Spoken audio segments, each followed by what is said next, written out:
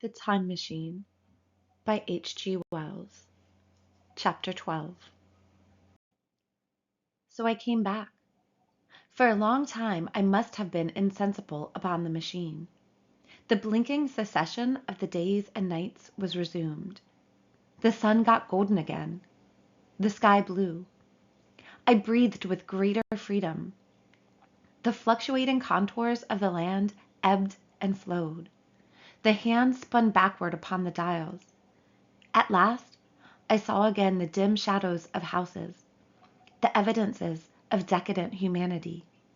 These, too, changed and passed, and others came.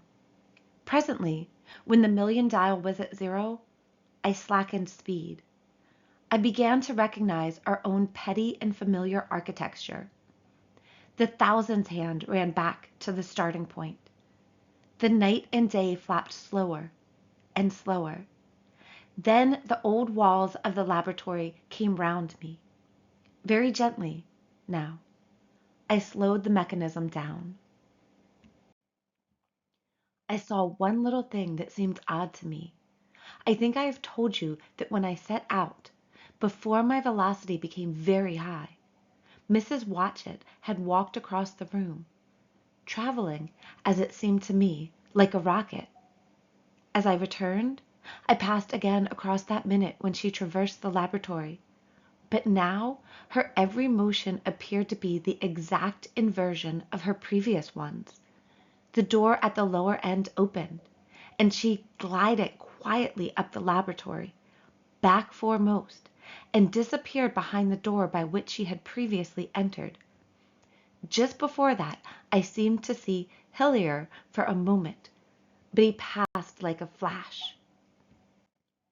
Then I stopped the machine, and saw about me again the old familiar laboratory, my tools, my appliances just as I had left them. I got off the thing very shakily, and sat down upon my bench. For several minutes I trembled violently. Then I became calmer. Around me was my old workshop again, exactly as it had been. I might have slept there, and the whole thing have been a dream. And yet, not exactly. The thing had started from the southeast corner of the laboratory. It had come to rest again in the northwest, against the wall where you saw it. That gives you the exact distance from my little lawn to the pedestal of the White Sphinx, into which the Morlocks had carried my machine. For a time my brain went stagnant. Presently I got up and came through the passage here, limping, because my heel was still painful, and feeling sorely begrimed. I saw the Pall Mall Gazette on the table by the door. I found the date was indeed today, and looking at the timepiece, saw the hour was almost 8 o'clock. I heard your voices and the clatter of plates. I hesitated. I felt so sick and weak. Then I sniffed good wholesome meat, and opened the door on you. You know the rest. I washed and dined, and now I am telling you the story. I know, he said, after a pause, that all this will be absolutely incredible to you. To me, the one incredible thing is that I am here tonight in this old familiar room, looking into your friendly faces and telling you these strange adventures. He looked at the medical man. No, I cannot expect you to believe it. Take it as a lie, or a prophecy. Say I dreamed it in the workshop. Consider I have been speculating upon the destinies of our race until I have hatched this fiction. Treat my assertion of its truth as a mere stroke of art to enhance its interest. In taking it as a story, what do you think of it? He took up his pipe and began, in his old accustomed manner, to tap with it nervously upon the bars of the grate. There was a momentary stillness. Then chairs began to creak and shoes to scrape upon the carpet. I took my eyes off the time traveler's face and looked round at his audience. They were in the dark, and little spots of color swam before them. The medical man seemed absorbed in the contemplation of our host. The editor was looking hard at the end of his cigar. The sixth. The journalist fumbled for his watch. The others, as far as I remember, were motionless. The editor stood up with a sigh. "What a pity it is you're not a writer of stories," he said, putting his hand on the time traveler's shoulder. "You don't believe it?" "Well, I thought not." The time traveler turned to us. "Where are the matches?" he said. He lit one and spoke over his pipe, puffing. "To tell you the truth, I hardly believe it myself." "And yet?" His eye fell with a mute inquiry upon the withered white flowers upon the little table. Then he turned over the hand holding his pipe, and I saw he was looking at some half-healed scars on his knuckles. The medical man rose, came to the lamp, and examined the flowers. "The gynecium's odd," he said. The psychologist leant forward to see, holding out his hand for a specimen. "I'm hanged if it isn't 1:15, said the journalist. "How shall we get home?" "Plenty of cabs at the station," said the psychologist. "It's a curious thing," said the medical man, "but I certainly don't know the natural order of these flowers. May I have them?" The time traveler hesitated, then suddenly, "Certainly not." "Where did you really get them?" said the medical man. The time traveler put his hand to his head. He spoke like one who was trying to keep hold of an idea that eluded him. "They were put into my pocket by Weena when I traveled into time." He stared round the room. "I'm damned if it isn't all going. This room and you and the atmosphere of every day is too much for my memory. Did I ever make a time machine? Or a model of a time machine? Or is it all only a dream? They say life is a dream, a precious, poor dream at times. But I can't stand another that won't fit. It's madness. And where did the dream come from? I must look at that machine, if there is one." He caught up the lamp swiftly and carried it, flaring red, through the door into the corridor. We followed him. There in the flickering light of the lamp was the machine, sure enough. Squat, ugly, and askew. A thing of brass, ebony, ivory, and translucent glimmering quartz. Solid to the touch, for I put out my hand and felt the rail of it, and with brown spots and smears upon the ivory, and bits of grass and moss upon the lower parts, and one rail bent awry.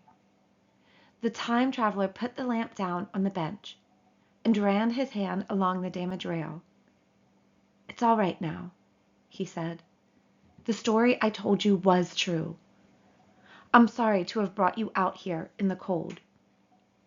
He took up the lamp, and, in an absolute silence, we returned to the smoking room. He came into the hall with us and helped the editor on with his coat. The medical man looked into his face and, with a certain hesitation, told him he was suffering from overwork, at which he laughed hugely. I remember him standing in the open doorway, bawling good night. I shared a cab with the editor. He thought the tale a gaudy lie. For my own part, I was unable to come to a conclusion. The story was so fantastic and incredible, the telling so credible and sober. I lay awake most of the night thinking about it. I determined to go next day and see the time traveler again. I was told he was in the laboratory, and being on easy terms in the house, I went up to him. The laboratory, however, was empty. I stared for a minute at the time machine and put out my hand and touched the lever. At that, the squat, substantial-looking mass swayed like a bough shaken by the wind. Its instability startled me extremely, and I had a queer reminiscence of the childish days when I used to be forbidden to meddle. I came back through the corridor. The time traveler met me in the smoking room. He was coming from the house. He had a small camera under one arm and a knapsack under the other. He laughed when he saw me and gave me an elbow to shake. "I'm frightfully busy," said he, "with that thing in there." "But is it not some hoax?" I said. "Do you really travel through time?" "Really and truly I do." And he looked frankly into my eyes. He hesitated. His eye wandered about the room. "I only want half an hour," he said. "I know why you came, and it's awfully good of you. There's some magazines here. If you'll stop to lunch, I'll prove you this time traveling up to the hilt, specimen and all. If you'll forgive my leaving you now." I consented, hardly comprehending then the full import of his words, and he nodded and went on down the corridor.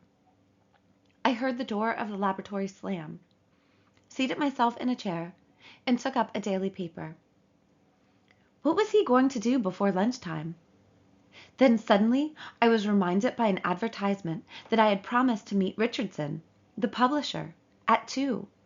I looked at my watch and saw that I could barely save that engagement. I got up and went down the passage to tell the time traveler. As I took hold of the handle of the door, I heard an exclamation, oddly truncated at the end, and a click and a thud. A gust of air whirled round me as I opened the door, and from within came the sound of broken glass falling on the floor. The time traveler was not there. I seemed to see a ghostly, indistinct figure sitting in a whirling mass of black and brass for a moment, a figure so transparent that the bench behind with its sheets of drawings was absolutely distinct. But this phantasm vanished as I rubbed my eyes.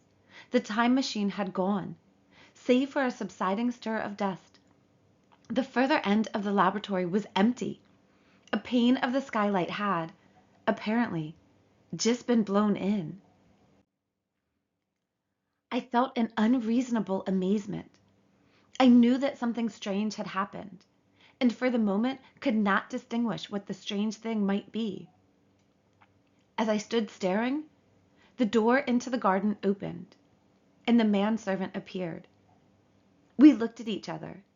Then ideas began to come. "Has Mr. gone out that way?" said I. "No, sir. No one has come out this way. I was expecting to find him here." At that, I understood. At the risk of disappointing Richardson, I stayed on, waiting for the time traveler, waiting for the second, perhaps still stranger story, and the specimens and photographs he would bring with him. But I am beginning now to fear that I must wait a lifetime.